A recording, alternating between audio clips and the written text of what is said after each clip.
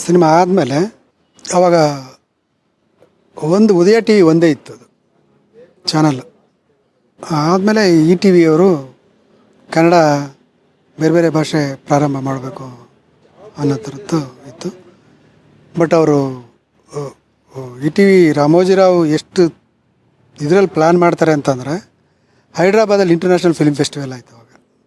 ಅವಾಗ ನಾವೆಲ್ಲ ತುಂಬ ಜನ ಕನ್ನಡದವ್ರು ಇಲ್ಲಿಂದ ಹೋಗಿದ್ವಿ. ನಾವು ಇಡೀ ಕರ್ನಾಟಕದ ಸಿನಿಮಾ ಇಂಡಸ್ಟ್ರಿ ಜನಗಳಿಗೆ ರಾಮೋಜಿರಾವ್ ಅವರು ಇಡೀ ತಂಡನ ಬಸ್ಸುಗಳು ಮಾಡಿಕೊಂಡು ಹೈದ್ರಾಬಾದ್ ಸಿಟಿಯಿಂದ ಅವ್ರ ಸ್ಟುಡಿಯೋ ಕರ್ಕೊಂಡೋಗಿ ಇಡೀ ಸ್ಟುಡಿಯೋನ ತೋರಿಸಿ ನಮಗೆ ಅಲ್ಲಿ 5 ಸ್ಟಾರ್ ಹೋಟ್ಲಲ್ಲಿ ಒಂದು ಒಳ್ಳೆ ಲಂಚ್ ಅರೇಂಜ್ ಮಾಡಿ ಎಲ್ಲ ಮಾತಾಡಿಕೊಂಡು.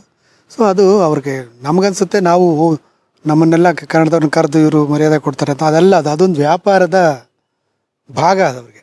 ಸೊ ನಮಗೆ ಆ ಸ್ಟುಡಿಯೋ ನೋಡಿ ಅಲ್ಲಿ ಏನೇನಿದೆ ಅಂತ ಗೊತ್ತಾಗಬೇಕಿತ್ತು.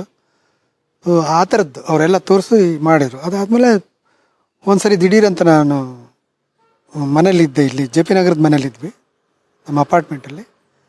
ಈ ಸೂರಿ ಇದ್ದಾರಲ್ಲ, ಅವಾಗ ಶಂಕರ್ನಾಗ್ ಜೊತೆಗಿರ್ತಿದ್ರಲ್ಲ, ಸೂರಿ ಮತ್ತು ಸುಂದರ್ಶ್ರೀ ಇಬ್ಬರು ನಮ್ಮ ಮನೆಗೆ ಬಂದರು. ಮನೆಗೆ ಬಂದು ಮಾತಾಡ್ತಿದ್ರು. ಈ ಥರದ್ದು ಈ ಟಿ ವಿ ಸ್ಟಾರ್ಟ್ ಆಗ್ತಿದೆ ಅಂತ ಗೊತ್ತಿತ್ತು ಅವಾಗ. ಬಟ್ ನನಗೇನು ಟಿ ವಿಗೆ ಮಾಡಬೇಕು ಅಂತಲೂ ಏನೂ ಇರಲಿಲ್ಲ. ಟಿ ವಿನಲ್ಲಿ ಮಾಡೋದು ಆ ಥರದ್ದು ಜಾಸ್ತಿ ಆಸಕ್ತಿ ಅಂತ ತುಂಬ ಇರಲಿಲ್ಲ ನನಗೆ. ಬಟ್ ಅದೇ ಟೈಮ್ಗೆ ನಮ್ಮ ಸ್ನೇಹಿತರು, ಅದೇ ನಾರಾಯಣ ಸ್ವಾಮಿ ಅಂತ ಹೇಳಿದ್ರು, ಮಧುಮಾಸ, ಅವ್ರ ಜೊತೆ ನಾನು ಕೆಲಸ ಮಾಡಿ, ಅವರು ದೂರದರ್ಶನಿಗೆ ಸಮಾಗಮ ಅಂತ ಮಾಡ್ತಿದ್ದೀನಿ, ಬಿಗಿನಿಂಗಲ್ಲಿ ನೀವು ಒಂದಷ್ಟೊಂದು ಡೈರೆಕ್ಟ್ ಮಾಡಿಕೊಡ್ಬೋದಾ ಅಂತಂದರು. ಸೊ ನಂದು ಅರುಣೋದಯ ಆಗಿತ್ತಲ್ಲ, ಸ್ವಲ್ಪ ಫ್ರೀ ಆಗಿದ್ದೆ, ಇಮಿಡಿಯೇಟ್ ಯಾವುದು ಕಮಿಟ್ಮೆಂಟ್ ಇಲ್ಲ. ಸೊ ನಾನು ಶೂಟ್ ಮಾಡಿಕೊಟ್ಟೆ, ನಾನು ಅದನ್ನ ಶೂಟ್ ಮಾಡಿದೆ. ಬಟ್ ನನಗೆ ಒಂದು ಅನುಭವ ಎಷ್ಟೊಂದು ಕೌಂಟ್ ಆಗುತ್ತೆ. ನಾನು ಅದನ್ನು ಮಾಡಿದ್ದು ನನಗೇನು ಅನುಕೂಲ ಅಂತಂದರೆ, ನಾವು ಸಿನಿಮಾ ಸ್ಟೈಲಲ್ಲಿ ಮಾಡೋಂಥವ್ರು, ಒಂದು ಆರ್ಟಿಸ್ಟು ಒಂದು ಬರಬೇಕು, ಒಂದು ಸೀನು, ಒಂದು ಪರ್ಫೆಕ್ಷನ್ನು, ಶಾರ್ಟ್ ಕಂಪೋಸ್ ಮಾಡಿ ಆ ಡೈಲಾಗಲ್ಲಿ ರಿಹರ್ಸಲ್ ಪಕ್ಕ ಆಗಬೇಕು, 100% ಪಕ್ಕ ಆದಮೇಲೆ ನಾವು ಶಾರ್ಟ್ ತೆಗಿಬೇಕು, ಅದಾದಮೇಲೆ ಇದು ಪ್ಲ್ಯಾನ್ ಮಾಡ್ಕೋಬೇಕು. ನನಗೆ ಆ ಟಿ ವಿ ಸ್ಪೀಡ್ ಗೊತ್ತಿಲ್ಲ. ಅಲ್ಲಿವರೆಗೂ ನಾನು ಟಿ ವಿದು ಯಾವುದೂ ಶೂಟ್ ಮಾಡಿಲ್ಲ, ನಾನು ಸ್ಪೀಡಾಗಿ ಗೊತ್ತಿಲ್ಲ ಅದ್ರದ್ದು. ಸೊ ನಾನು ಕೋರ್ಮಂಗಲದಲ್ಲಿ ರೆಡ್ಡಿ ಜನಸಂಘ ಹಾಸ್ಟೆಲ್ ಅಂತಿದೆ ಕಾಲೇಜು, ಆ ಕಾಲೇಜಲ್ಲಿ ಶೂಟಿಂಗ್. ಅದು ಒಂದು ಹಾಫ್ ಆನ್ ಅವರ್ ಎಪಿಸೋಡು, ಅದು ಯೂಶ್ವಲಿ ಏನು 24 ನಿಮಿಷನ 26 ನಿಮಿಷನ ಶೂಟ್ ಮಾಡಿಸ್ತಾರೆ ಅವರು. ಅಷ್ಟನ್ನು ಶೂಟ್ ಮಾಡೋಕ್ಕೆ, ಫಸ್ಟ್ ಎಪಿಸೋಡ್ ಶೂಟ್ ಮಾಡೋಕ್ಕೆ ಐ ಟುಕ್ 3 days, 3 ದಿನ ಆಗಿದೆ. ಅಷ್ಟು ಶೂಟ್ ಮಾಡಿದ್ದೀನಿ ನಾನು. ಗೊತ್ತಿಲ್ಲ ನನಗೆ, ಆ ಅಳತೆ ಗೊತ್ತಾಗ್ತಿಲ್ಲ ನನಗೆ. ಸಿನಿಮಾದಲ್ಲಿ ಶೂಟ್ ಮಾಡಿ ಹಿಂದೆ ಮುಂದೆ ತೆಗೆದು ಮಾಡ್ತೀವಲ್ಲ, ಆ ಥರ. ಅದು ಭಾಳನೇ ಇದಾಯಿತು. ಆಮೇಲೆ ನನಗೇನೆ ಇಡೀ ಶೆಡ್ಯೂಲ್ ಅದು ಸ್ಪೀಡ್ಗೆ ಅಡ್ಜಸ್ಟ್ ಆಗೋಕ್ಕೆ ಅವರಿಗೆ, ಎಲ್ಲರೂ ಯಾರು ಕೆಲಸ ಮಾಡೋರೇನೋ ನಾನು ಹೆಂಗೆ ಮಾಡ್ತೀನಿ ಹಂಗೆ ಅವರು ಮಾಡ್ತಿದ್ರು. ಸೊ ಆ ಥರದ್ದಾಗೋಯ್ತು ನನಗೆ. ಸೊ ಅದೊಂದು ಮಾಡಿದ್ವಿ. ಅದು ಅದರಲ್ಲಿ ಮಂಜು ಭಾಷಿಣಿ ಮತ್ತು ಹೇಮಂತ್ ಹೆಗಡೆ ಅಂತಿದ್ದಾರಲ್ಲ, ಡೈರೆಕ್ಟ್ರು ಕಮ್ ಹೀರೋ, ಆತ ಮೇಯ್ನ್ ಕ್ಯಾರೆಕ್ಟರ್ ಮಾಡಿದ್ರು ಅದರಲ್ಲಿ. ಸೊ ಅವರಿಬ್ಬರು ಮಾಡಿದ್ರು. ಅದರಲ್ಲೇ ಇನ್ಫ್ಯಾಕ್ಟು ಆ ಸಮಾಗಮದಲ್ಲಿ ಛಾಯಾ ಸಿಂಗ್ ಅಂತಿದ್ಲಲ್ಲ, ಒಂದು ಹೀರೋಯಿನ್ ಹುಡುಗಿ, ಆ ಹುಡುಗಿ ಇಂಟ್ರೊಡ್ಯೂಸ್ ಆಗಿದ್ದು, ಫಸ್ಟ್ ಇಂಟ್ರೊಡ್ಯೂಸ್ ಆಗಿದ್ದು ಸಮಾಗಮದಲ್ಲಿ, ಚಿಕ್ಕ ಪಾರ್ಟ್, ಕಾಲೇಜ್ ಹುಡುಗಿ ಪಾರ್ಟ್ ಮಾಡಿದ್ರು. ಅದು ಅದಾದಮೇಲೆ ತಿರುಗಿ ಮತ್ತೆ ನಂದರಲ್ಲೇ ಪ್ರೇಮ ಕಥೆಗಳನ್ನು ಮಾಡಿದ್ನಲ್ಲ ಈ ಟಿ ವಿಗೆ, ಅದರಲ್ಲಿ ಮಾಡಿದ್ರು. ಸೊ ಬಂದು ಕೂತ್ಕೊಂಡ್ರು. ನಾವು ಈ ಟಿ ವಿದು ಪ್ರಾರಂಭ ಮಾಡ್ತಿದ್ವಿ. ನಾವು ಅಲ್ಲಿ ಅವ್ರು ಕೆಲಸ ಮಾಡ್ತಿದ್ರು, ಅವರು ಸೂರ್ಯ ಅವಾಗ ಕ್ರಿಯೇಟಿವ್ ಇದಾಗಿ. ಜಯಂತ್ ಕಾಯ್ಕಿಣಿನೂ ಅವರು ಒಟ್ಟಿಗೆ ಕೆಲಸ ಮಾಡ್ತಿದ್ರು. ಆಮೇಲೆ ಜಯಂತ್ ಕಾಯ್ಕಿಣಿ ಬಿಟ್ಟು ಅನ್ಸುತ್ತೆ ಇವರೇ ಒಂದು ಏನಾರು ಮಾಡಿ, ನಮಗೆ ಏನು ಮಾಡೋದು ಅಂತ, ಅಲ್ಲ ಏನಾರು ಮಾಡಿ ಪ್ರೋಗ್ರಾಮ್ ಹೊಸ್ದಾಗಿ ಶುರು ಮಾಡ್ತೀವಿ, ಇನ್ನು ಶೂಟಿಂಗ್ ಶುರುವಾಗಿಲ್ಲ, ಈಗೆಲ್ಲ ಶುರುವಾಗುತ್ತೆ, ಒಂದು ತಿಂಗಳು ಹೈದ್ರಾಬಾದಲ್ಲಿ ಬಂದು ಶೂಟ್ ಮಾಡಬೇಕು ರಾಮೋಜಿ ಫಿಲ್ಮ್ ಸಿಟಿಲಿ, ಏನು ಮಾಡ್ತೀರಾ ಮಾಡಿ. ಸುಮಾರು ಒಂದು ಅರ್ಧ ಗಂಟೆ 1 ಗಂಟೆ ಮಾತಾಡಿದ್ವಿ. ನಾನು ಹೇಳಿದೆ, ಡೈಲಿ ಸೀರಿಯಲ್ ಶೂಟ್ ಮಾಡಿ ನನಗೊಂದು ಇದೊಂದು ಎಕ್ಸ್ಪೀರಿಯೆನ್ಸ್ ಇತ್ತಲ್ಲ, ಸಮಾಗಮ ಅಷ್ಟು ಸ್ಲೋ ಆಗಿ ಮಾಡಿ ನಾನೊಂದು 60-70 ಎಪಿಸೋಡ್ ಮಾಡೋಷ್ಟೊತ್ತಿಗೆ ಸುಸ್ತಾಗೋದೆ ನಾನು. ಆಗಲೂ ಅದನ್ನೇನು ಮಧ್ಯರಾತ್ರಿ 3 ಗಂಟೆ ತನಕ ಶೂಟಿಂಗ್ ಮಾಡ್ತಿದ್ದೆ. ಯಾರೂ ಹಂಗೆ ಮಾಡಲ್ಲ ಟಿ ವಿ ಶೂಟಿಂಗು. ಸೊ ಏನು ಮಾಡ್ಬೋದು, ಡೈಲಿ ಎಪಿಸೋಡೆಲ್ಲ ಮಾಡೋಕ್ಕೆ ಬರಲ್ಲ, ಮಾಡೋಕ್ಕಾಗಲ್ಲ ನನಗೆ. ಇನ್ನೇನು ಮಾಡೋಕ್ಕಾಗತ್ತೆ, ನೋಡಿ ಏನು ಮಾಡ್ಬೋದು ಅಂತ ಕೆಲಸ ಮಾಡಿ ಕೂತ್ಕೊಂಡು ಮಾತಾಡ್ತೇವೆ. ನೀವು ನೋಡಿ ಲವ್ ಸ್ಟೋರಿಗಳು ಚೆನ್ನಾಗಿ ಮಾಡಿದ್ದೀರಾ, ಪಂಚಮೇಧ, ಶ್ರೀಗಂಧ, ರಂಗೋಲಿ, ಆರಗಿಣಿ, ಅರುಣೋದಯ ಇಲ್ಲ. ಸೊ ಯಾಕೆ ಲವ್ ಸ್ಟೋರಿ ಮಾಡಬಾರ್ದು? ಲವ್ ಸ್ಟೋರಿ ಅರ್ಧ ಗಂಟೆಲಿ ಹೆಂಗೆ ಮುಗಿಸೋದು? ವಾರಕ್ಕೊಂದು ದಿವಸನೇ ಆಗಲಿ, ಅರ್ಧ ಗಂಟೆಗೆ ಒಂದು ಕತೆ ಮುಗಿಯಲ್ಲ, ನಿಧಾನಕ್ಕೆ ಒಂದು ಕತೆ ಹೇಳ್ಬೇಕು. ಬೇಡ 1 hour ಮಾಡಿ, ನಾನು ಅಕಾಮಿಡೇಟ್ ಮಾಡ್ತೀನಿ 1 hourಗೆ ಅಂತೇಳ್ಬಿಟ್ಟು ಪ್ರೇಮ ಕಥೆಗಳು ಹಂಗೆ ಉಟ್ಕೊಂತು. ಸೊ ಸುಮಾರು 50 ಲವ್ ಸ್ಟೋರೀಸ್ ಮಾಡಿದ್ದೀನಿ. ಆ ಲವ್ ಸ್ಟೋರೀಸು ಬರೀ ಹುಡುಗ ಹುಡುಗಿ ಯುವಕರು ಒಬ್ರಿಗೊಬ್ಬರು ಲವ್ ಮಾಡೋದು ನೋಡೋದು ಆ ಥರದ್ದಲ್ಲ. ಅದು ವಯಸ್ಸಾಗಿರೋರು ಲವ್ ಮಾಡೋ ಅಂಥದ್ದು, ಬೇರೆ ಥರದ್ದು ಲವ್, ಆ ಥರದ್ದು ಪ್ರೀತಿ ಅದು. ಸೊ ಅದರಲ್ಲಿ ಸುಮಾರು ಜನ ಕನ್ನಡದ ಹೊಸ ಆರ್ಟಿಸ್ಟ್ಗಳು ಇಂಟ್ರೊಡ್ಯೂಸ್ ಆದರು. ಎಲ್ಲರನ್ನ ಅವಾಗ ಇಲ್ಲಿಂದ ಬೆಂಗಳೂರಿಂದ ಕರೆಸೋದು, ಅಲ್ಲಿ ಪಾಠ ಮಾಡಿಸೋದು, ಹೊಸಬರನ್ನ ಪ್ರತಿ ಎಪಿಸೋಡ್ಗೂ ಹೊಸಬರನ್ನ ಮಾಡ್ತಿದ್ದೆ ನಾನು ಅದರಲ್ಲಿ. ಅದರಲ್ಲಿ ತುಂಬ ಈ ಛಾಯಾ ಸಿಂಗು ಅವರು ಇವರು ತುಂಬ ಹೊಸಬರೆಲ್ಲ ಸುಮಾರು ಜನ ಅದರಲ್ಲಿ. ದಿಲೀಪ್ ಅಂತ ಒಬ್ಬ ಇದ್ದಾರೆ, ದಿಲೀಪ್ ಸುಮಾರು ಮಾಡಿದ್ರು ಅದರಲ್ಲಿ, ತುಂಬ ಜನ ಅದರಲ್ಲಿ ಮಾಡಿದ್ರದು. ಅದಾಯಿತು. ಅದು ಮಾಡ್ತಾ ಇರಬೇಕಾದ್ರೆ ಅದು ಮುಗಿಸ್ದಾಗ ಅದಕ್ಕೆ ಮ್ಯೂಸಿಕ್ ಮಾಡ್ತಾಯಿದ್ದು ನಾನು ಹೇಮಂತ್ ಕುಮಾರ್ ಅಂತ. ಹೇಮಂತ್ ಅವರು ವಿಜಯನಗರದಲ್ಲಿ ಅವ್ರ ಸ್ಟುಡಿಯೋ ಇದೆ, ಅವ್ರು ಮಾಡ್ತಿದ್ರು. ಆಮೇಲೆ ಒಂದು ರೀ ರೆಕಾರ್ಡಿಂಗ್ ಮಾಡ್ತಾ ಇರ್ಬೇಕಾದ್ರೆ ಮಾತಾಡ್ತಾ ಏನಾರು ಮಾಡಿ ಸರ್ ಮಾಡೋಣ ಒಂದು ಸಿನಿಮಾ ಹಂಗೆ ಅಂತಂದರು. ಸೊ ನಮ್ಮ ಫ್ರೆಂಡು ಜೊತೆಗಿದ್ರು ಕರುಣಾಕರ್ ರೆಡ್ಡಿ ಅಂತ, ಅವರು ಮತ್ತು ಇನ್ನು ನಮ್ಮ ಇವ್ರನ್ನೆಲ್ಲ ಸೇರ್ಕೊಂಡು ಶುರು ಮಾಡೋಣ, ಒಂದು ಲವ್ ಸ್ಟೋರಿ ಮಾಡೋಣ ಅಂತ ಅಂದ್ಕೊಂಡು. ಸೊ ಲವ್ ಸ್ಟೋರಿನೇ ಮಾಡ್ತಾಯಿದ್ದೆ, ಒಂದು ಲವ್ ಸ್ಟೋರಿ ಮಾಡೋಣ ಅಂತ ಕತೆ ನನ್ನ ತಲೆಯಲ್ಲಿ ಇತ್ತದು, ತುಂಬ ಚೆನ್ನಾಗಿತ್ತು. ಹಂಗೆ ಮಾಡಿ ಒಲವೇ ಶುರು ಮಾಡಿದ್ವಿ. ಅಷ್ಟೊತ್ತಿಗೆ ಇದು 50 ಎಪಿಸೋಡ್ ಆಗೋಗಿತ್ತು, ಅದು ಪ್ರೇಮ ಕಥೆಗಳು. ಸೊ ಎಲ್ಲ ಬೆಂಗಳೂರಿಗೆ ಶಿಫ್ಟ್ ಆಗ್ತಾಯಿದ್ರು. ಇವ್ರು ನಿಲ್ಲಿಸಿದ್ರು ಅವರು, ಏನೋ ಕಾರಣ ಗೊತ್ತಿಲ್ಲ. ನನಗೇನು ಮಾಡಿಬಿಟ್ರು, ನನಗೆ ಮಾತಾಡಿ ಇಲ್ಲ ನೀವು ಡೈಲಿದು ಮಾಡಿ, ನೀವು ಪರವಾಗಿಲ್ಲ, ನೀವು ಅಸ್ಟೆಂಟ್ಗಳೆಲ್ಲ ಇಟ್ಕೊಂಡು ಮಾಡಿ ಅಂತ ಲೆಟ್ರೇ ಇಶ್ಯೂ ಮಾಡಿಬಿಟ್ರು. ನೀವು ಒಂದು ಕಾನ್ಸೆಪ್ಟ್ ಕೊಡಿ, ನೀವು ಡೈಲಿ ಎಪಿಸೋಡ್ ಮಾಡಿ ನಮಗೆ ಇದ್ರ ಜೊತೆಗೆ, ಅಥವಾ ಅದನ್ನ ಬಿಟ್ಟು ಮಾಡೋದಾರ ಮಾಡಿ, ಡೈಲಿ ಅರ್ಧ ಗಂಟೆ ಪ್ರೋಗ್ರಾಮ್ ಆ ಥರದ್ದು ಮಾಡಿ, ಡೈಲಿ ಸೀರಿಯಲ್ ಮಾಡಿ ಅಂತ ಲೆಟ್ರೆಲ್ಲ ಇಶ್ಯೂ ಮಾಡಿದ್ರು. ನಾನಿನ್ನು ಕತೆಗೀತೆ ಏನು ಯೋಚನೆ ಮಾಡಿರಲಿಲ್ಲ. ಬಟ್ ಒಂದು ಇನ್ಸಿಡೆಂಟ್ ಆಯ್ತಲ್ಲಿ. ನನ್ನ ಅಸೋಸಿಯೇಟ್ ರಾಜು ನೀರ್ನಳ್ಳಿ ಅಂತಿದ್ರು, ಅವ್ರಿಗಲ್ಲಿ ಮಲೇರಿಯಾ ಬಂತು ಸ್ಟುಡಿಯೋದಲ್ಲಿ, ಸೆರೆಬ್ರಲ್ ಮಲೇರಿಯಾ ಬಂತು. ಸೆರೆಬ್ರಲ್ ಮಲೇರಿಯಾ ಬಂದು ಅಲ್ಲಿ ಸ್ಟುಡಿಯೋ ಡಾಕ್ಟರ್ ಹತ್ರ ಎಲ್ಲ ತೋರಿಸಿ ಅವ್ರು ಸರಿಯಾಗಿ ಡಯಾಗ್ನೈಸ್ ಮಾಡಿದೆ. ಅವರು ಅಲ್ಲಿ ತುಂಬ ಸೀರಿಯಸ್ ಆಗೋಯ್ತು. ಸೊ ಅವ್ರಿಗೆ ವಾಪಸ್ ಕಳಿಸೋದೆ ಒಳ್ಳೇದು ಅಂತ ಅನಿಸಿ ಆ ಯಶವಂತ್ ಸರ್ದಾಶ್ ಪಾಂಡೆ ಮತ್ತು ಅವ್ರ ವೈಫು ಮತ್ತು ಇನ್ನೊಂದಿಬ್ರು ಯಾರೋ ಅವತ್ತು ವಾಪಸ್ ಬರೋದಿತ್ತು. ನಾನು ಪ್ರತಿ ಎಪಿಸೋಡ್ ಆದಾಗಲೂ ಜನ ವಾಪಸ್ ಬರ್ತಿದ್ರು, ಹೊಸಬರು ಬರ್ತಿದ್ರಲ್ಲ ಆ ಥರದಲ್ಲಿ. ಸೊ ಅವ್ರ ಜೊತೆ ಮಾಡಿ ಕಳಿಸಿ ನಾನು ಹೆಂಡ್ತಿಗೆ ಇಲ್ಲಿ ಫೋನ್ ಮಾಡಿ ಹೇಳಿದೆ, ನಾನು ಅಂತ ತುಂಬ ಸೀರಿಯಸ್ ಇದೆ, ಸ್ವಲ್ಪ ಅಟೆಂಡ್ ಮಾಡೋದು. ಇಲ್ಲಿ ಬಂದಾಗ ಎಲ್ಲ ಕಡೆ ನಿಮ್ಮೆನ್ಸಿಗೆ ಕರ್ಕೊಂಡು ಹೋಗಿದ್ದಾರೆ, ಆಗಿಲ್ಲ. ಕೊನೆಗೆ ಎಲ್ಲ ಮಾಡಿ ಅದು ಮಾಡಿ ಮಣಿಪಾಲಲ್ಲಿ ಸೇರಿಸಿದ್ರು, ಕೋಮಾ ಕೊಟ್ಟೋದು ಆತ. 45 ದಿವಸ ಕೋಮಾದಲ್ಲಿದ್ದರು. ಸೊ ಅಲ್ಲಿಗೂ ನಾನು ಅಲ್ಲಿ ಶೂಟ್ ಮಾಡ್ತಿದ್ದೆ, ಯಾಕಂದ್ರೆ ಶೆಡ್ಯೂಲ್ ಹಾಕಿ ಎಲ್ಲರಿಗೂ ಡೇಟ್ ತೊಗೊಂಡಿರ್ತೀನಿ, ಅವ್ರಿಗೆ ಹೇಳಿರ್ತೀವಿ ಸ್ಟುಡಿಯೋಗೆ. ಆ ಸ್ಟುಡಿಯೋಗೆ ಹೇಳಿದಾಗ ಏನಾಗುತ್ತೆ, ಅದಕ್ಕೋಸ್ಕರ ಅವ್ರ ಫ್ಲೋರ್ಗಳ್ನ ಸೆಟ್ಟುಗಳನ್ನೆಲ್ಲ ರೆಡಿ ಮಾಡಿ ಇಟ್ಕೊಂಡಿರ್ತಾರೆ ಅಂತ ಅಂದ್ಕೊಂಡು 1 ಎಪಿಸೋಡೋ 2 ಎಪಿಸೋಡೋ ಮಾಡಿದೆ. ರಾಜು ಬಂದಮೇಲೆ ನನ್ನ ಹೆಂಡ್ತಿ ಫೋನ್ ಮಾಡಿ ಹೇಳಿದ್ಲು, ಇದು ಡೆತ್ ಬೆಡ್ಡಲ್ಲಿ ಇದ್ದಾನೆ ಆತ, ಕೋಮಾದಲ್ಲಿ ಬಿದ್ದಿದ್ದಾನೆ, ಮಾತಿಲ್ಲ ಕತೆ ಇಲ್ಲ, ನೀವು ಅಲ್ಲಿ ಶೂಟ್ ಮಾಡ್ತಿದ್ರೆ ಚೆನ್ನಾಗಿರುತ್ತೆ, ಅದು ತಪ್ಪಾಗುತ್ತೆ, ನೀವು ನಾಳೆನೇ ನೀವು ಪ್ಯಾಕ್ ಮಾಡ್ಕೊಂಡು ಬನ್ನಿ ಅಂತ ಹೇಳ್ಬಿಟ್ಟು ಹೇಳಿದ್ಲು ನನ್ನ ಹೆಂಡ್ತಿ. ಸೊ ಅದಕ್ಕೇನು ಮಾಡಿದೆ, ನಾನು ಅವತ್ತು ನೈಟ್ ಶೂಟಿಂಗ್ ಎಕ್ಸ್ಟೆಂಡ್ ಮಾಡಿ ಅಟ್ಲೀಸ್ಟ್ ಯಾವ ಕತೆ ಶುರು ಮಾಡಿದೆ ಆ ಕತೆ ಆದರೂ ಮುಗಿಸ್ಬೇಕಲ್ಲ, ಅರ್ಧಂಬರ್ಧ ಅದು ನಿಲ್ಸೋದು ಬೇಡ ಅಂಥೇಳಿ ಆ ಕತೆಯನ್ನು ಮುಗಿಸ್ಕೊಂಡು ನಾ ಬಂದಾಗ ಇಲ್ಲಿ ತುಂಬ ಸೀರಿಯಸ್ ಆಯ್ತು. ಇಲ್ಲಿ ಸೀರಿಯಸ್ ಆದಾಗ ಮತ್ತೆ ಅವ್ರಿಗೆ ETV ಚಾನಲ್ ಅವ್ರಿಗೆ ಲೆಟ್ರೆಲ್ಲ ಮಾಡಿ, ನಮ್ಮ ಡೈರೆಕ್ಟ್ ಅಸೋಸಿಯೇಷನ್ ಕಡೆಯಿಂದನೂ ಲೆಟ್ರ್ ಮಾಡಿಸಿ, ಈ ಥರ ಅಂದರೆ ಮಣಿಪಾಲಲ್ಲಿ ಕೋಮಾ ಅಂತಂದ್ರೆ ಕಷ್ಟ ಅಲ್ಲ, ಸಿಕ್ಕಾಬಟ್ಟೆ ದುಡ್ಡು, ಡೈಲಿ ದುಡ್ಡಾಗುತ್ತೆ. ICUನಲ್ಲಿದ್ದ, ICUನಲ್ಲಿ ತುಂಬ ದುಡ್ಡು ಆಗ್ತಿತ್ತು ಅದು. ಸೊ ಅವ್ರು ಹೆಲ್ಪ್ ಮಾಡ್ಬೇಕು. ಆ್ಯಕ್ಚುಲಿ ನೆಗ್ಲಿಜೆನ್ಸ್ ಆಗಿದ್ದು ಅಲ್ಲಿ ಸ್ಟುಡಿಯೋ ಡಾಕ್ಟ್ರಿಂದಾನೆ, ಸರಿಯಾಗಿ ಡಯಾಗ್ನೈಸ್ ಮಾಡಿದ್ರು ಅವರು, ಸೆರೆಬ್ರಲ್ ಮಲೇರಿಯಾ. ಸೊ ಅದಕ್ಕೆ ನಾನು ಲೆಟ್ರೆಲ್ಲ ಬರೆದೆ. ನಾನು ಇಲ್ಲ ನೀವು ಒಂದೇರ ಕೊಡಬೇಕು ಅದು ಇದು ಅಂತೆಲ್ಲ ಬರೆದ್ನಲ್ಲ. ಸೊ ಇಮಿಡಿಯೇಟಾಗಿ ಕೊಡಬೇಕು ಅದನ್ನೆಲ್ಲ ಬರೆದಿದ್ದ ತಕ್ಷಣವೇ ನಮ್ಮ ಡೈರೆಕ್ಟರ್ ಅಸೋಸಿಯೇಷನ್ ಬರ್ಸಿದ ತಕ್ಷಣವೇ ಅವರು ಸ್ಟಾಪ್ ಮಾಡಿಬಿಡಿ ನಿಮ್ಮದು ಸೀರಿಯಲ್ಲು ಅಂತಂದರು. ಆಮೇಲೆ ಅವರೇನು ಇಶ್ಯೂ ಮಾಡಿದ್ರಲ್ಲ ನಾನು ಸ್ಟಾರ್ಟ್ ಮಾಡೋಕ್ಕೆ, ಅದನ್ನು ನಿಲ್ಲಿಸಿರು ಅವರು. ಸೊ ಅದೇ ಅಷ್ಟೊತ್ತಿಗೆ ಏನಾಗಿತ್ತು, ಇವರು ಸಿನಿಮಾ ಮಾಡೋಣ ಅಂತಿದ್ರಲ್ಲ ಯಾರು, ಹೇಮಂತೆಲ್ಲ. ಸೊ ಸಿನಿಮಾ ಮಾಡಿದ್ಮೇಲೆ ಹಂಗೆ ಒಲವೇ ಸಿನಿಮಾ ಶುರು ಮಾಡಿ, ಅದು ನಿಂತೋಯ್ತು ಅದು. ಈ ಒಲವೇ ಸಿನಿಮಾ ಹತ್ತತ್ರ 50 ಎಪಿಸೋಡ್ ಮಾಡಿದ್ವಿ. ಎಲ್ಲನೂ ಏರಾಯಿತು ನಂದು, ಕೊನೆವರೆಗೂ ಇತ್ತು. ಸ್ಟಾಪ್ ಮಾಡಿದ್ರು, ಎಲ್ಲನೂ ಏರಾಯಿತು. ಆ್ಯಂಡ್ ಒಂದು ಅಂದರೆ Kannada ETV Kannada channel start ಆಯ್ತಲ್ಲ, ಸ್ಟಾರ್ಟ್ ಆದಾಗ ಬಿಗಿನಿಂಗಿಂದನೇ ನಮ್ದು ಬಂತು. ಆ ಸ್ಟಾರ್ಟ್ ಆದ ತಕ್ಷಣ ಇಮಿಡಿಯೇಟಾಗಿ ಯಾವುದು ಕಮರ್ಷಿಯಲ್ಸ್ ಬಂದಿರಲಿಲ್ಲ, ಯಾವುದು ಸೀರಿಯಲ್ಗೂ ಅಡ್ವರ್ಟೈಸ್ಮೆಂಟ್ ಇರಲಿಲ್ಲ. ಫಸ್ಟ್ 3 ವಾರ ಫಸ್ಟು ಅಡ್ವರ್ಟೈಸ್ಮೆಂಟ್ ಅಂತ ಶುರುವಾಗಿದ್ದು ಪ್ರೇಮ ಕಥೆಗಳಿಗೆ. ಅಷ್ಟು ಚೆನ್ನಾಗಿತ್ತು. ಒಂದೊಂದು ಎಪಿಸೋಡೂ ಒಂದೊಂದು ಕತೆ, ಒಂದು ಎಪಿಸೋಡ್ 1 ಅವರ್ಗೆ ಮುಗಿದೋಗ್ತಾ ಇತ್ತು. ಆ ಒಂದೊಂದು ಎಪಿಸೋಡೂ ಒಂದೊಂದು ಸಿನಿಮಾ ಥರ ಇರ್ತಿತ್ತು. ಸಿನಿಮಾ ಥರ ಅಷ್ಟೇ ಟೈಮ್ ತೊಗೋತಾ ಇದ್ದೆ, ಅಷ್ಟೇ ಅವರು ಫೆಸಿಲಿಟಿನೂ ಅಷ್ಟೇ ಕೊಟ್ಟಿದ್ದರು. ಕ್ಯಾಮ್ರಾಗಳು, ಲೈಟಿಂಗು, ಕ್ಯಾಮ್ರಾಮನ್ನು, ತುಂಬ ದೊಡ್ಡ ಇನ್ನೋಸ್ ಕಾರ್ಯಕ್ರಮ. ನಮಗೆ ಬರೀ ರೆಮ್ಯುನರೇಷನ್ ಕೊಡ್ತಿದ್ರು ಅವರು. ತುಂಬ ಅದ್ಭುತವಾಗಿ ಒಂದೊಂದು ಸಿನಿಮಾ ಥರನೇ ಇತ್ತು ಒಂದೊಂದು ಕಥೆನೂ. ಭಾಳ ಚೆನ್ನಾಗಿ ವರ್ಕೌಟ್ ಆಯಿತು. ಸೂರಿ ಅದು ಫುಲ್ ತುಂಬ ಚೆನ್ನಾಗಿ ಆಗ್ತಾಯಿತ್ತು, ತುಂಬ ಅಡ್ವರ್ಟೈಸ್ಮೆಂಟ್ ಬರ್ತಾಯಿತ್ತು. ಕೊನೆಗೆ ಒಂದು 20 ಎಪಿಸೋಡ್ ಆದಮೇಲೆ ನಮಗೆ ನೀವು ಲೆಂತ್ ಕಮ್ಮಿ ಮಾಡಿ, ನಿಮಗೆ ತುಂಬ ಇದು ಕಮರ್ಷಿಯಲ್ಸ್ ಬರ್ತಿದೆ, ಪ್ಲೇಸ್ ಮಾಡೋಕ್ಕಾಗ್ತಿಲ್ಲ ನಮಗೆ, ಸೊ ನೀವು ಲೆಂತ್ ಮಾಡಿ, ನಮ್ಮವರೆಲ್ಲ ಕಟ್ ಮಾಡಾಕ್ತಾರೆ, ನಮ್ಮವ್ರು ಕಟ್ ಮಾಡೋದು ನೀವು ಎಡಿಟ್ ಮಾಡಿ ಕೊಡ್ಬೇಕಾದ್ರೆ ಇಷ್ಟು ನಿಮಿಷಕ್ಕೆ ಇಳಿಸಿ ಅಂತ ಟೈಮ್ ಇಳಿಸ್ಕೊಟ್ರು ಅವರು. ಬಟ್ ಅಷ್ಟೆಲ್ಲ ಚೆನ್ನಾಗಿ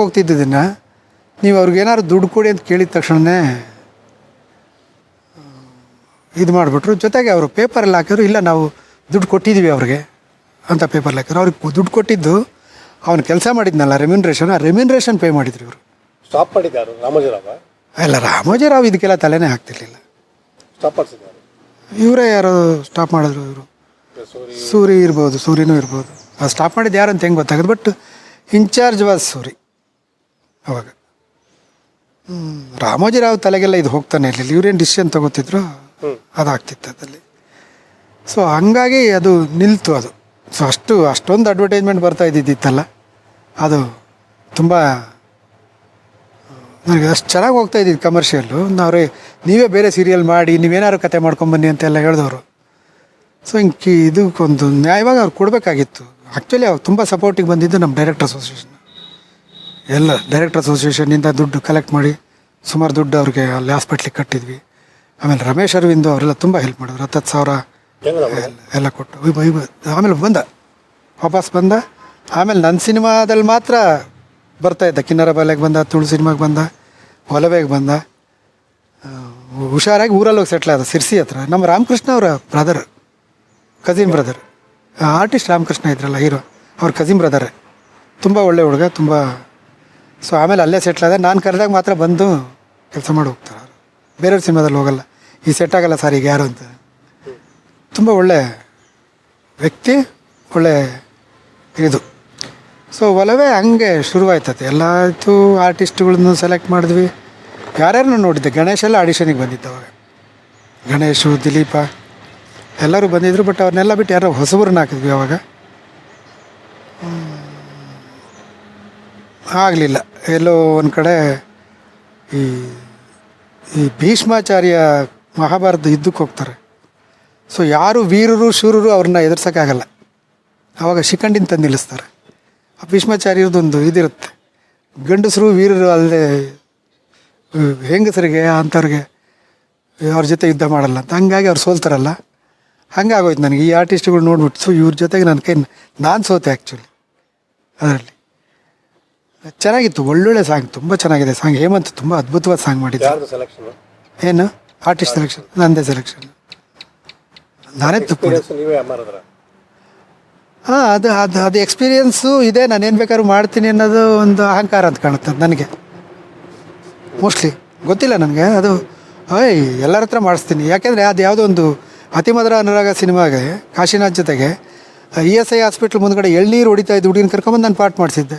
ಸೊ ಅದು ಓವರ್ ಕಾನ್ಫಿಡೆನ್ಸ್ ತಾನೇ. ಯಾರು ಬೇಕಾದ್ರಪ್ಪ ಚೆನ್ನಾಗೂ ಮಾಡಿದ್ಲ ಹುಡುಗಿ. ಸಾಂಗ್ ಇತ್ತು, ಒಳ್ಳೆ ಸೀನು, ಒಳ್ಳೆ ಆರ್ಟಿಸ್ಟು. ಎಲ್ಲ ಇಲ್ಲಿ ಜಯನಗರದಲ್ಲಿ ಇದ್ದರು ಅವರು. ಡ್ಯಾನ್ಸರು ಆ್ಯಕ್ಚುಲಿ ಅಂತ ಹೇಳ್ತಾರೆ. ನಾನೇನು ಡ್ಯಾನ್ಸ್ ಪರ್ಫಾರ್ಮೆನ್ಸ್ ನೋಡಿರಲಿಲ್ಲ. ಅದು ನನಗೆ ಎಲ್ಲಕ್ಕಿಂತ ಹೆಚ್ಚಾಗಿ ಸಿನಿಮಾ ಏನಾಗುತ್ತೆ, ಚೆನ್ನಾಗಾಗುತ್ತೆ, ಚೆನ್ನಾಗಾಗಲ್ಲ, ಹೆಸರು ಬರುತ್ತೆ, ಹೆಸರು ಹೋಗುತ್ತೆ ಅನ್ನೋದಕ್ಕಿಂತ ಒಂದು ತುಂಬ ಒಳ್ಳೆ ಕತೆ ಇನ್ನೊಂದು ಸರಿ ಮಾಡೋಕ್ಕಾಗ್ದಂಗೆ ಆಯ್ತಲ್ಲ ಅನ್ನೋದೊಂದು ಜೋರು. ಆ ಥರದ್ದು ಆಗೋಯ್ತಲ್ಲ. ಆ ಥರದ್ದು ಪರ್ಫಾರ್ಮರ್ ಅಲ್ಲ ಅದು. ಬೇರೆ ಕಿರಿಕ್ ಮಾಡ್ತಿರ್ಲಿಲ್ಲ ಹುಡುಗಿ. ಬೇರೆ ತೊಂದರೆ ಕೊಡೋದು ಆ ಥರದ್ದು ಎಂಥದ್ದಿಲ್ಲ ಅದೆಲ್ಲ. ಸೊ ಪರ್ಫಾರ್ಮೆನ್ಸೇ ಇಲ್ಲ, ಆ್ಯಕ್ಟಿಂಗೇ ಬರಲ್ಲ. ಆ್ಯಕ್ಟಿಂಗ್ ಮಾಡಬೇಕು ಅಂತಲೂ ಅನ್ನಿಸ್ತಿರ್ಲಿಲ್ಲ. ನಾವು ಯಾರು ಎಷ್ಟು ಜನ ಏನು ಹೇಳಿದ್ರೂ ಅರ್ಥ ಮಾಡ್ಕೋತಿರ್ಲಿಲ್ಲ. ಫಸ್ಟು ಒಂದು ದಿವಸ ಒಂದು ಸೀನ್ ಮಾಡಿದೆ, ಅದು ವರ್ಕ್ ಆಗಲಿಲ್ಲ. ಅದು ಸೀನು ಕಂಠೀರವ ಸ್ಟುಡಿಯೋದಲ್ಲೇ ಮಾಡಿದೆ. ಕಂಠೀರವ ಸ್ಟುಡಿಯೋದಲ್ಲಿ ಆ ಸಿನಿಮಾ ಶುರು ಮಾಡಿದ್ದು. ಅಲ್ಲೊಂದು ರಾತ್ರಿ ಹೊತ್ತು ಸಾಂಗ್ ಮಾಡ್ತಿದ್ದೆ. ಸಾಂಗಲ್ಲೇನು ಗೊತ್ತಾಗ್ತಿರ್ಲಿಲ್ಲ. ಸೀನ್ ಮಾಡಿದೆ, ಸೀನ್ ವರ್ಕ್ ಆಗಲಿಲ್ಲ. ಇಡೀ ಶೆಡ್ಯೂಲ್ ಬ್ರೇಕ್ ಮಾಡಿದೆ ನಾನು. ಆ್ಯಕ್ಚುಲಿ ನನ್ನ ಫ್ರೆಂಡ್ಸ್ ಎಲ್ಲ ಹೇಳಿದ್ರು ಚೇಂಜ್ ಮಾಡಿ ಅಂತಲೂ ಅಂದರು. ನನಗೆ ಅದು ಚೇಂಜ್ ಮಾಡಿದ್ರು ಒಂಥರ ಈಗೋ ಪ್ರಶ್ನೆ. ಸೊ ಒಂದು ವಾರ ಶೆಡ್ಯೂಲ್ ಬ್ರೇಕ್ ಮಾಡಿ ನಾನು. ಸೊ ಒಂದು ವಾರ ಅಶೋಕ್ ಅಂತ ಒಬ್ರು ಇದ್ದಾರೆ, ಥಿಯೇಟ್ರ್ ಆರ್ಟಿಸ್ಟ್, ಈಗ ಸೀರಿಯಲೆಲ್ಲ ಆ್ಯಕ್ಟ್ ಮಾಡ್ತಾರೆ. ತುಂಬ ಒಳ್ಳೆ ಆ್ಯಕ್ಟಿಂಗ್ ಕೋಚ್ ಅವರು. ಅವ್ರನ್ನಿಟ್ಟು ತಿರ್ಗಾ ವರ್ಕ್ಶಾಪ್ ಮಾಡಿಸ್ದೆ. ಒಂದು ವಾರ ಶೂಟಿಂಗ್ ಸ್ಟಾಪ್ ಮಾಡಿದೆ ನಾನು. ವರ್ಕ್ಶಾಪ್ ಮಾಡಿ ಎಲ್ಲ ಹೊಸಬ್ರಲ್ಲ, ಒಂದು ವಾರ ನಿಂತರು ಏನೂ ಆಗಲ್ಲ ಅಂದ್ಕೊಂಡು ಮಾಡಿದೆ. ಸೊ ಪ್ರಿಪೇರ್ ಮಾಡಿ ಅವ್ರನ್ನೇ ಮಾಡೋಣ ಅಂತ ಅಂದ್ಕೊಂಡು ಮಾಡಿದೆ. ಬಟ್ಟು ಅವತ್ತು ನಿಲ್ಲಿಸಿ ನಾನು ಬೇರೆಯವ್ರನ್ನ ಹಾಕಿ ಮಾಡಿದ್ರೆ ತುಂಬ ಚೆನ್ನಾಗಿ ಆಗ್ತಿತ್ತು. ಅದು ತುಂಬ ಚೆನ್ನಾಗಿದೆ ಸಾಂಗ್ಸ್, ಒಳ್ಳೆ ಸಾಂಗ್ಸ್, ಒಳ್ಳೊಳ್ಳೆ ಲೊಕೇಶನ್ನು ಎಲ್ಲ.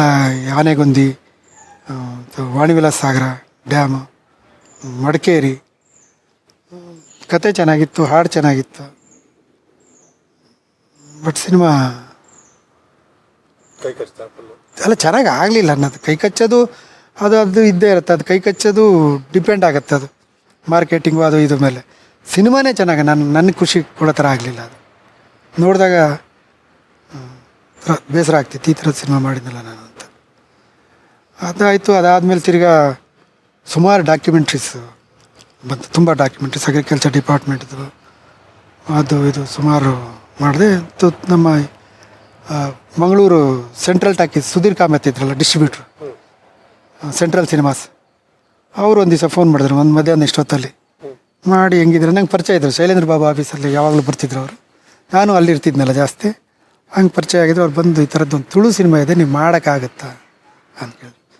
ನಾನು ಹೇಳಿದೆ ನಂಗೆ ಭಾಷೆ ಬರಲ್ಲ, ಏನೂ ಬರಲ್ಲ ಅಂತ. ಇಲ್ಲ ನೀವೇನು ಕತೆ ಮಾಡಿ ನೀವು ಅದೆಲ್ಲ ಮಾಡೋಂಥದ್ದಿಲ್ಲ, ಎಲ್ಲ ರೆಡಿ ಇರುತ್ತೆ.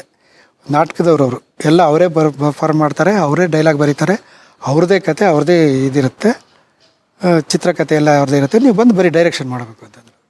ಹಂಗೆ ಬೇರೆಯವ್ರದ್ದೇ ಎಲ್ಲ ಬರ್ದಿರೋದು ನಾನು ಮಾಡೋಕ್ಕೆ ಅಭ್ಯಾಸನೂ ಇಲ್ಲ, ನಂಗೆ ಒಗ್ಗಲ್ಲ ಅಂತಂದೆ. ಸ್ವಲ್ಪ ಆದರೂ ಅಟ್ಲೀಸ್ಟ್ ಕತೆ ಅವ್ರದ್ದೇ ಇರಲಿ, ಏನೇ ಕತೆ ಇರಲಿ, ಕಾಮಿಡಿ ಇರುತ್ತೆ ನಂಗೆ ಗೊತ್ತು ನಾಟಕಗಳಲ್ಲಿ, ಪರ್ಫಾರ್ಮೆನ್ಸು ಚೆನ್ನಾಗಿರುತ್ತೆ, ಸ್ಕ್ರೀನ್ ಪ್ಲೇನ ನಂಗೆ ಹೆಂಗೆ ಬೇಕು ಹಂಗೆ ನಾನು ಬದಲಾಯಿಸ್ಕೊಳ್ಳೋಕೆ ಅವಕಾಶ ಬೇಕು ನನಗೆ ಅಂತ ಹೇಳಿದೆ. ಸೊ ಓಕೆ ಅದು ಮಾಡಿ ಬನ್ನಿ, ಪರವಾಗಿಲ್ಲ, ಕತೆ ಅವ್ರದ್ದಿರುತ್ತೆ, ಬನ್ನಿ ನಿಮ್ಗೆ ಎಷ್ಟು ಬೇಕೋ ಅಷ್ಟು ಹೆಂಗೆ ಬೇಕೋ ಹಂಗೆ ಚೇಂಜ್ ಮಾಡ್ಕೊಳ್ಳಿ ಅಂತ ಹೋಗಿ ಕೂತ್ಕೊಂಡು ಮಾತಾಡಿದ್ವಿ. ಅವರು ದೇವದಾಸ್ ಕಾಪಿ ಕಾರ್ಡ್ ಅಂತಿದ್ದಾರಲ್ಲ ಅವ್ರ ಕತೆ ಹೇಳಿದ್ರು. ಕತೆ ಚೆನ್ನಾಗಿತ್ತು, ಕಾಮಿಡಿ ನಾಟಕಗಳೆಲ್ಲ ಚೆನ್ನಾಗಿರುತ್ತಲ್ಲ ಆ್ಯಕ್ಚುಲಿ, ಎಲ್ಲ ಆರ್ಟಿಸ್ಟ್ ಪರಿಚಯ ಮಾಡಿದ್ರು, ಚೆನ್ನಾಗಿತ್ತು ಅದು. ಸೊ ಸ್ಕ್ರಿಪ್ಟನ್ನು ಮಾತ್ರ ಯಾಕೆಂದರೆ ಅದು ಸಿನಿಮಾಗೆ ಬೇಕಾಗಿರೋ ಥರ ಇರಲಿಲ್ಲ, ನಾಟಕದ ಥರ ಇತ್ತು ಅದು. ನಾಟಕದಲ್ಲಿ ಎಲ್ಲನೂ ಒಂದು ಕಡೆ ಆಗೋ ಥರದ್ದು ಏನೋ ಒಂದು ಕೂಡಿಸಿರ್ತಾರೆ ಅದನ್ನು ಒಂದು ಜಾಗ, ಆ ಥರದ್ದು ಆಗಲ್ಲ. ಸಿನಿಮಾಗೆ ಲೊಕೇಶನ್ ವೈಸು, ಜಾಗದ ವೈಸು ಬೇರೆ ಬೇರೆ ಥರದ್ದು ಇರುತ್ತಲ್ಲ. ಸೊ ಅದಕ್ಕೆ ಸಿನಿಮಾಗೆ ಯಾವ ಥರ ಬೇಕೋ ಆ ಥರ ಅಡಾಪ್ಟ್ ಮಾಡಿಕೊಂಡು ಆ ಸಿನಿಮಾ ಮಾಡಿದ್ವಿ. ಅದು ಚೆನ್ನಾಗಾಯ್ತು. ಅದು 2 ಶೆಡ್ಯೂಲ್ ಮಾಡಿದ್ವಿ. ಅಷ್ಟೊತ್ತಿಗೆ ಡಿಜಿಟಲ್ ಬರ್ತಾಯಿದ್ರು ನನಗೆ ಒಂದು ಲಾಸ್ಟ್ ಆಸೆ, ನೆಗೆಟಿವಲ್ಲಿ ಒಂದು ಲಾಸ್ಟ್ ಸಿನಿಮಾ ಮಾಡಿಬಿಡೋಣ ಅಂತ. ಸೊ ನೆಗೆಟಿವ್ ಮಾಡಿದ್ವಿ, ಚೆನ್ನಾಗಾಯ್ತು, ಅದು ಸಿನಿಮಾನು ಚೆನ್ನಾಗಾಯಿತು. ಆಮೇಲೆ ಗುರು ಕಿರಣ್ ಮ್ಯೂಸಿಕ್ ಮಾಡಿದ್ರು ಅದಕ್ಕೆ, ಆ ಸಿನಿಮಾಗೆ. ಕ್ಯಾಮ್ರಾಮನ್ ನಮ್ಮ ಮಂಜುನಾಥೆ ಮಾಡಿದ್ರು, ಅದು ಎಡಿಟ್ರ್ ನಮ್ಮ ಕೆಂಪರಾಜು. ಒಳ್ಳೆ ಸಿನಿಮಾ ಆಯಿತು, ಚೆನ್ನಾಗಾಯಿತು, ಚೆನ್ನಾಗಿ ಹೋಯ್ತು ಅದು ಸಿನಿಮಾ, ಒಳ್ಳೆ ಕಲೆಕ್ಷನ್ ಆಯಿತು. 85 ದಿವಸನೋ ಏನೋ ಹೋಯ್ತು ಅದು ಸಿನಿಮಾ. ಆಮೇಲೆ ಅದು ಬರೀ ಬಾಂಬೆ ಮತ್ತು ಆ ಗಲ್ಫ್ ಕಂಟ್ರೀಸ್ಗೇನೋ ಮಾರ್ತಾರೆ ಅವ್ರು ಸಪ್ರೇಟಾಗಿ, ತುಳು ಸಿನಿಮಾಗಳಿಗೆ ಮಾತ್ರ ಅಲ್ಲಿ ಒಂದು ಮಾರ್ಕೆಟ್ ಇದೆ ಅಲ್ಲಿ, ದುಬೈ ಸುತ್ತಮುತ್ತ ಮತ್ತು ಬಾಂಬೆ ಅಷ್ಟು ಟೆರಿಟರಿನೇ ಅದು 18 ಲಕ್ಷಕ್ಕೆ ಮಾರಾಟ ಆಯ್ತು ಅವಾಗ. ಒಳ್ಳೆ ಇದಾಯ್ತು, ಚೆನ್ನಾಗಿ. ಥಿಯೇಟ್ರಲ್ಲೂ 2-3 ಥಿಯೇಟ್ರಲ್ಲಿ ರಿಲೀಸ್ ಆಗಿತ್ತು ಮಂಗಳೂರಲ್ಲಿ, ಸಿಟಿಲಲ್ಲೇ ಮಲ್ಟಿಪ್ಲೆಕ್ಸು ಮತ್ತು ಸಿಂಗಲ್ ಥಿಯೇಟ್ರು. ಅದೊಂದು ಒಳ್ಳೆ ಎಕ್ಸ್ಪೀರಿಯೆನ್ಸ್. ನನಗೆ ಬರದೇ ಇರೋ ಭಾಷೆನಲ್ಲಿ ಹೋಗ್ಬಿಟ್ಟು ಅದನ್ನು ಅರ್ಥ ಮಾಡಿಕೊಂಡು ಭಾಷೆನ ಕೇಳಿಕೊಂಡು ಮಾಡೋದಿದೆಯಲ್ಲ, ಇಟ್ಸ್ ಎ ಲರ್ನಿಂಗ್ ಪ್ರಾಸೆಸ್. ಎಷ್ಟು ವಯಸ್ಸು ಎಷ್ಟಾದ್ರೆ ಕಲಿಯೋಕ್ಕೇನು ಭೇದ ಭಾವ ಇರಲ್ಲ. ಅದು ತುಂಬ ಒಂಥರ ಬೇರೆ ಥರದ್ದು ಅನುಭವ ಕೊಡ್ತು. ಅದ್ರ ಕಾಮಿಡಿ ಹೆಂಗೆ ಎಷ್ಟು ಚೆನ್ನಾಗಿ ಪರ್ಫಾರ್ಮ್ ಮಾಡ್ತಾರೆ ಅವರು. ಕೆಲಸ ಆಯ್ತು, ಫುಲ್ಲು ಸೀನ್ ತೆಗಿಯೋದೇ ನನಗಿರ್ತಿತ್ತಲ್ಲ, ಸೀನ್ ಕನ್ಸ್ಯೂಮ್ ಮಾಡೋದು, ಶಾರ್ಟು ಅರ್ಥನೇ ಆಗ್ತಿರ್ಲಿಲ್ಲ ಭಾಷೆ ಅಷ್ಟೇ ಅರ್ಥ ಆಗ್ತಿಲ್ಲ, ಬಟ್ ಶಾರ್ಟು ಸಿನಿಮಾಗೆ ಒಂದು ಭಾಷೆ ಅಂತ ಇರುತ್ತೆ, ಅದು ಸಿನಿಮಾದ ಭಾಷೆ ಇರುತ್ತಲ್ಲ, ಸಿನಿಮಾ ಭಾಷೆನೇ ಇಂಪಾರ್ಟೆಂಟ್ ಅಲ್ವಾ. ಡೈಲಾಗು ಓಕೆ, ಡೈಲಾಗ್ ಅರ್ಥ ಆಗೋದು, ಡೈಲಾಗ್ ಕುತ್ಕೊಂಡು ಅವ್ರು ಹೇಳಿ ಅದನ್ನ ಕನ್ನಡದಲ್ಲಿ ಹೇಳೋರಲ್ಲ. ಆಮೇಲೆ ತುಳು ಏನಾಗುತ್ತೆ, ಒಂದು ಸ್ವಲ್ಪ ದಿವಸ, ಒಂದು 3-4 ದಿನ ಕೇಳಿ 5-6 ದಿವಸ ಕೇಳಿದ್ಮೇಲೆ ಅದು ಗೊತ್ತಾಗ್ತಾ ಹೋಗುತ್ತೆ ಅದು ಅರ್ಥ. ಯಾವುದೋ ಒಂದು ಪದದ ಅರ್ಥ ಗೊತ್ತಾಗದೇ ಇದ್ದರೆ ಕೇಳಿದ್ರೆ ಇದಾಗುತ್ತೆ. ಈ ಕಂಟಿನ್ಯೂಸ್ ಆಗಿ ನೀವು ಬರೀ ಅವ್ರದ್ದೇ ತುಳುದೇ ಮಾತಾಡ್ತಿರ್ತಾರೆ, ತುಳುದೇ ಡೈಲಾಗ್ ರಿಹರ್ಸಲ್ ಮಾಡ್ತಾರೆ ಅಂದರೆ ಅರ್ಥ ಆಗೋಗುತ್ತಲ್ಲ, ಅದು ಡೈಲಾಗ್ ಅರ್ಥ ಆಗುತ್ತೆ ಅದು ಆಮೇಲೆ. ಬಟ್ ಬಿಗಿನಿಂಗಲ್ಲಿ ಗೊತ್ತಾಗ್ತಿರ್ಲಿಲ್ಲ. ಅಂದರೆ ನಾನೇನು ಸಿನಿಮಾ ಶೂಟಿಂಗ್ ಹೋಗ್ಬೇಕು ಮುಂಚೆ, ಆ ಸಿನಿಮಾ ಕಮಿಟ್ ಆಗೋಕ್ಕೆ ಮುಂಚೆ ತುಳು ಅಷ್ಟು ಗೊತ್ತಾಗ್ತಿರಲಿಲ್ಲ. ಬಟ್ ತುಳು ತುಂಬ ಕನ್ನಡದಿಂದ ದೂರ ಆಗಿರೋ ಭಾಷೆ ಏನಲ್ಲ, ಒಂಥರ ಕನ್ನಡದ ಸಿಸ್ಟರ್ ಲ್ಯಾಂಗ್ವೇಜ್ ಅನ್ನೋ ಥರನೇ ಇರುತ್ತೆ. ಬಟ್ ಅದು ಎಲ್ಲ ಇಡೀ ಸೀನ್, ಸ್ಕ್ರಿಪ್ಟು ಸೀನ್ ಯಾವುದಾದ್ಮೇಲೆ ಯಾವುದು ಬರೋವಂಥದ್ದು, ಸೀನ್ ಹೆಂಗಿರಬೇಕು, ಎಲ್ಲಿ ಶುರುವಾಗುತ್ತೆ, ಎಲ್ಲಾಗುತ್ತೆ, ಏನು ಶಾರ್ಟ್ಸು, ಅದೆಲ್ಲ ಇಡೀ ಡೈರೆಕ್ಷನ್, ಬರೀ ಡೈರೆಕ್ಷನ್ ಅಂತಾರಲ್ಲ ಆ ಥರದ್ದು ನಂದೇ ಇತ್ತು, ಸ್ಕ್ರಿಪ್ಟಿಂಗು ಮತ್ತು ಡೈರೆಕ್ಷನ್ ಅದರಲ್ಲಿ. ಅದು ತುಂಬ ಬೇರೆ ಥರದ್ದು ಎಕ್ಸ್ಪೀರಿಯೆನ್ಸು ಆಯಿತು, ಒಂದು ಬೇರೆ ಜನಗಳ ಜೊತೆಗೆ. ಆಮೇಲೆ ಎಷ್ಟು ಚೆನ್ನಾಗಿ ಪರ್ಫಾರ್ಮ್ ಮಾಡ್ತಾರೆ. ಆಮೇಲೆ ಆ ಸಿನಿಮಾ ರಿಲೀಸ್ ಆದಮೇಲೆ ಥಿಯೇಟ್ರಲ್ಲಿ ನೋಡಿದ್ನಲ್ಲ ಅಲ್ಲಿ ಮಂಗಳೂರಲ್ಲಿ, ಅವಾಗ ಅನಿಸಿದ್ದು ನಾವು ಅಲ್ಲಿದ್ದಾಗ ಇದಕ್ಕೆ ನಗಬಹುದಾ ಅಂತ ಒಂದೊಂದು ಸರಿ ಅನಿಸೋದು. ಆಮೇಲೆ ಒಂದೊಂದು ಸರಿ ಇದು ತುಂಬ ಓವರ್ ಆಯಿತು ಅಂತ ಅನ್ನಿಸ್ತಿತ್ತು ನನಗೆ. ಇಡೀ ಸಿನಿಮಾದಲ್ಲಿ ಅದರಲ್ಲಿ ಕಾಮಿಡಿ ನನ್ನ ರೇಂಜ್ಗೆ ಓವರ್ ಅಂತಲೇ ಫೀಲ್ ಆಗ್ತಿತ್ತು. ಆಮೇಲೆ ಹೇಳೋರು ನನಗೆ, ಇಲ್ಲ ಸರ್ ಜನ ಅದನ್ನ ಕೇಳ್ತಾರೆ, ನಾಟಕದಲ್ಲಿ ಅದು ನೋಡಿನೇ ಎಂಜಾಯ್ ಮಾಡ್ತಾರೆ ಅಂತ ಅಂದ್ಕೊಂಡು ಹೇಳೋರು ನನಗೆ. ಇಲ್ಲ ಇದನ್ನು ಕಮ್ಮಿ ಮಾಡಿದ್ರೆ ಸರ್, ಕಮ್ಮಿ ಮಾಡಿದ್ರೆ ವರ್ಕ್ ಆಗಲ್ಲ ಸರ್ ಅದಂತ.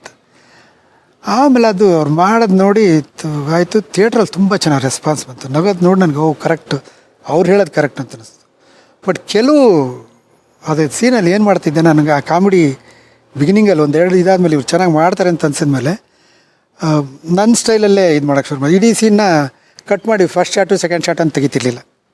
ಫುಲ್ ಸೀನು ಮಾಡಿ ನೀವು ಫುಲ್ ಸೀನ್ ಮಾಡಿದ್ಮೇಲೆ ಫುಲ್ ಸೀನ್ ರಿಹರ್ಸಲ್ ಆದಮೇಲೆ ಫುಲ್ ಸೀನೇ ಒಂದು ಶಾಟ್ ತೆಗಿತಾಯಿದ್ದೆ, ಆಮೇಲೆ ಕಟ್ ಶಾಟ್ ತೆಗಿತಿದ್ದೆ. ಅವಾಗ ಫುಲ್ ಸೀನ್ ಮಾಡಿದಾಗ ಏನಾಗ್ತಿತ್ತು ನನಗೆ ಒಂದು ಶಾಟಲ್ಲಿ ತೆಗೆದಾಗ, ಸೊ ಯಾರ್ಯಾರ ಪರ್ಫಾರ್ಮೆನ್ಸ್ ಇಂಪಾರ್ಟೆನ್ಸು, ಯಾರ್ಯಾರ ಪರ್ಫಾರ್ಮೆನ್ಸು ಎಲ್ಲಿ ಕಾಮಿಡಿಗೆ ಸ್ಟ್ರೆಸ್ ಆಗುತ್ತೆ, ಎಲ್ಲಿ ಅವರು ವರ್ಕೌಟ್ ಮಾಡ್ತಿದ್ದಾರೆ, ಯಾರ ಎಕ್ಸ್ಪ್ರೆಷನ್ ಇಂಪಾರ್ಟೆಂಟ್. 5 ಜನ ಆರ್ಟಿಸ್ಟ್ ಇದ್ರೇ 5 ಜನದಲ್ಲಿ ಯಾರ್ದು ಇಂಪಾರ್ಟೆಂಟ್ ಹೈಲೈಟ್ ಆದರೆ ಜನ ನಗ್ತಾರೆ. ಈಗ 5 ಜನದಲ್ಲಿ ಯಾವುದೊಬ್ಬರು ಡೈಲಾಗ್ ಇರೋ ಜನ ನಗ್ತಾರೆ. ಆ ಡೈಲಾಗ್ ಹೇಳೋನಿಗೆ ಒಂದು ಕ್ಲೋಸ್ ಶಾಟ್ ಬೇಕಾಗುತ್ತೆ, ಇಂಪಾರ್ಟೆಂಟ್ ಬೇಕಾಗುತ್ತೆ. ಆ ಶಾಟನ್ನು ಕಂಪೋಸ್ ಮಾಡೋದಿದೆಯಲ್ಲ, ಅದು ನನಗೆ ತುಂಬ ಹೆಲ್ಪ್ ಆಯಿತು. ಇಡೀ ಸೀನ್ನ ಮಾಡಿ ನಾನು ಆಮೇಲೆ ತೆಗೆದು ಇಡೀ ಸೀನ್ ರಿಹರ್ಸಲ್ಲೇ ಮಾಡ್ತಿದ್ದೆ. ಫುಲ್ ಸೀನ್ ಪ್ರತಿ ಬಿಗಿನಿಂಗ್ ಒಂದು 2-3 ದಿನ ಆದಮೇಲೆ ಫುಲ್ ಸೀನ್ ನೀವು ಮಾಡಿ ಏನೇನು ಮಾಡ್ತೀರ ಅಂತೆಲ್ಲ ಮಾಡೋದು. ಆಮೇಲೆ ಅವ್ರಿಗೆ ಮೂಮೆಂಟು, ಇಲ್ಲ ನೀವು ಇಲ್ಲಿಂದ ಇಲ್ಲಿಗೆ ಬರಬೇಕು, ಇಲ್ಲಿಂದ ಇಲ್ಲಿಗೆ ಬರಬೇಕು, ಆಮೇಲೆ ಅದಕ್ಕೆ ಟ್ರಾಲಿ ಹಾಕೋದು, ಕ್ರೇನ್ ಹಾಕೋದು, ಆ ಥರದ್ದು. ಸೊ ಪ್ಯೂರ್ಲಿ ಬರೀ ಡೈರೆಕ್ಷನ್ ಅಂತ ಅಂದ್ಕೊಂಡು ಅದೊಂದು ಡಿಫ್ರೆಂಟ್ ಎಕ್ಸ್ಪೀರಿಯೆನ್ಸ್. ನಂದು ಯಾವ ಸಿನಿಮಾದಲ್ಲೂ ಆ ಥರದ್ದಿಲ್ಲ.